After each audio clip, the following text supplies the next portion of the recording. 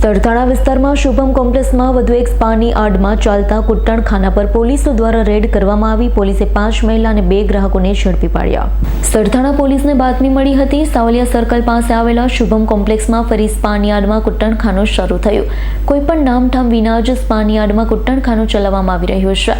દેવ અને લકી નામના 2 ઇસમો દ્વારા કુટ્ટણખાનું ચલાવવામાં આવી રહ્યું હતું. ગુજરાત અને અન્ય રાજ્યોમાંથી મહિલાઓને લાવી દેહ વેપાર કરવામાં આવી રહ્યો છે.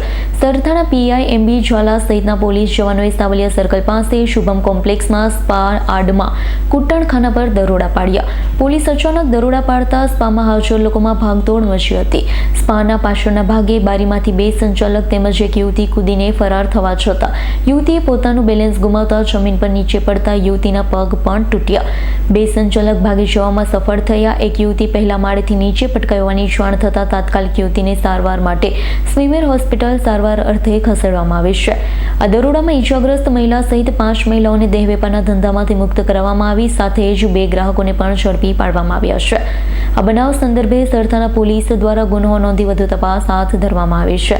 કુટ્ટણખાનાના સંચાલક દેવ અને લકીને વોન્ટેડ જાહેર કરવામાં આવ્યા. Bureau report S9 news Surat. અમારી તમામ માહિતીથી અપડેટ રહેવા માટે જોડાયેલા રહો S9 ન્યૂઝ સાથે.